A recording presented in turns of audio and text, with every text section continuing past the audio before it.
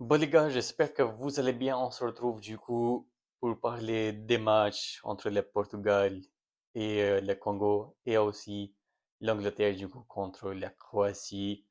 Donc les gars, n'hésitez pas à s'abonner, ça me soutient énormément en même temps. Donc maintenant, on va parler du coup d'abord pour les matchs entre le Portugal et le Congo. Donc je pense on est tout le monde un peu choquant parce que on attendait quand même que le Portugal gagne ce match contre le Congo et puis bien sûr on attendait que Ronaldo du coup marque sur les premiers matchs pour ce Coupe du Monde, mais malheureusement il n'a pas pu marquer.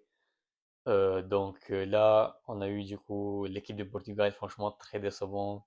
Le Portugal qui nous a choqués parce que quand tu vois l'équipe après, franchement les gars, moi je l'avais toujours dit, déjà dit que le Portugal, à part le milieu de terrain qui est monstrueux, l'attaque, l'attaque du Portugal et la défense, ça me convient pas du tout. Je sais pas, je trouve compliqué. Il y a, à part Nuno Mendes, par exemple, en attaque et Cancelo, mais après la défense, les défenseurs centrales, c'était Vega avec quelqu'un d'autre, je crois, mais c'est très faible, les gars, c'est très faible.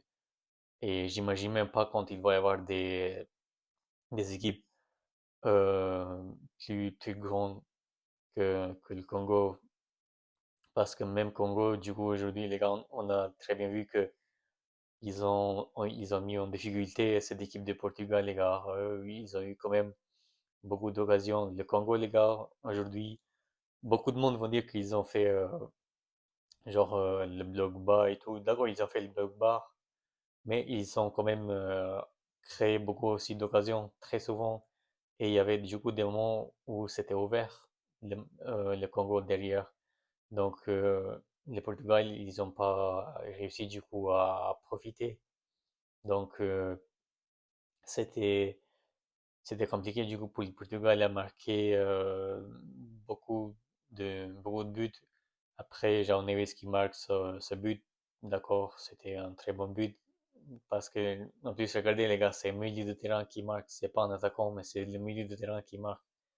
Un jeune joueur de 19 ans, quelque chose comme ça, ou 20 ans peut-être, 20 ans. Euh, Parce que l'attaque, les gars, c'est trop compliqué. Quand on voit l'attaque, à part Ronaldo, les gars, mais Ronaldo, je suis désolé, les gars, c'est là, c'est trop compliqué, c'est trop compliqué. J'ai l'impression parfois, et je vois beaucoup de gens qui disent comment dire, il est en train de pénaliser cette équipe de Portugal parce qu'il court pas, les gars, il court pas, il fait pas les efforts. En fait, c'est un joueur où il attend juste dans la zone, en fait, pour lui donner la passe et qu'il pousse le ballon. Mais même ça, les gars, il a pas réussi à le faire parce que dans la deuxième mi-temps, on a vu tout le monde, il a raté deux occasions, les gars, deux occasions. Il a tiré à côté.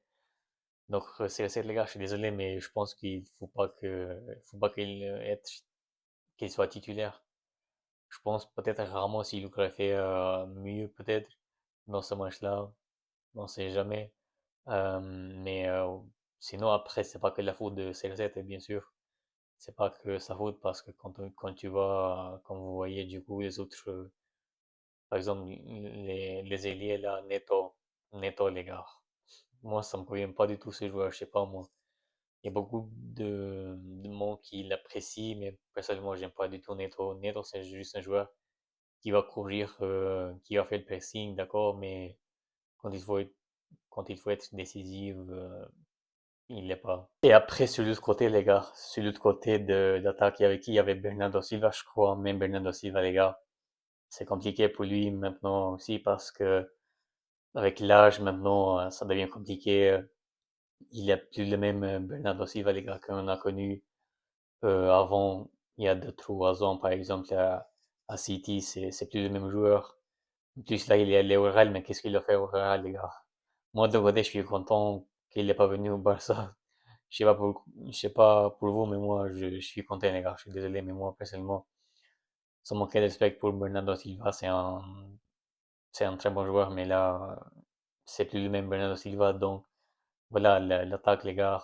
non, si ça me convient pas. Donc, même les milieux de terrain, après, même les milieux de terrain, il y a eu beaucoup de difficultés. Bruno Fernandes, les gars. Bruno Fernandes, qui est le meilleur joueur, du coup, qui a été le meilleur, je voulais dire, les meilleurs passeurs, surtout en Premier League. Mais je pense aussi qu'il était élu le meilleur joueur en Premier League, si je ne me trompe pas, dites-moi en commentaire. Mais je crois que c'était élu aussi le meilleur joueur cette saison. Donc, très décevant, très déçu, les gars. On n'a pas du tout vu Bruno Fernandes.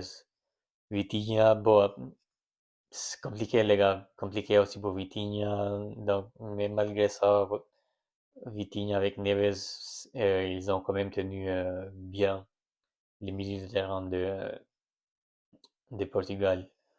Donc, voilà, Congo, du coup, qui marque après le but. Congo, franchement, les gars, comme je l'ai dit, Congo, malgré qu'ils ont fait le bloc bas, mais ils ont tenté aussi quand même plusieurs fois, les gars. Faut apprécier quand même. Et heureusement, les gars, que pour le Portugal, bien sûr, je veux dire que Congo, ils ont raté quand même des occasions parce que, imaginez s'il y avait, je sais pas moi, Mbappé ou Haaland ou même Messi contre cette Portugal-là, les gars, mais ils allaient marquer tous les jours. Franchement, c'était tellement décevant la défense de Portugal. Donc, peut-être après les matchs, enfin, peut-être ça, les gars, bon, c'est juste les premiers matchs, donc on sait jamais. Ils peuvent du coup faire des meilleurs matchs avant. Ça, c'est que le début. Donc, voilà, d'un côté, faut pas sous-estimer parce que ça reste quand même le Portugal, une bonne équipe. Donc, c'est d'avoir, c'est d'avoir. Donc, je pense que c'était tout pour ce match-là. Donc, maintenant, on passe sur le prochain match. Croatie, Angleterre. Donc, l'Angleterre, les gars, qui a gagné 4 buts à 2. Franchement, l'Angleterre, les gars, quelle équipe qu'ils ont.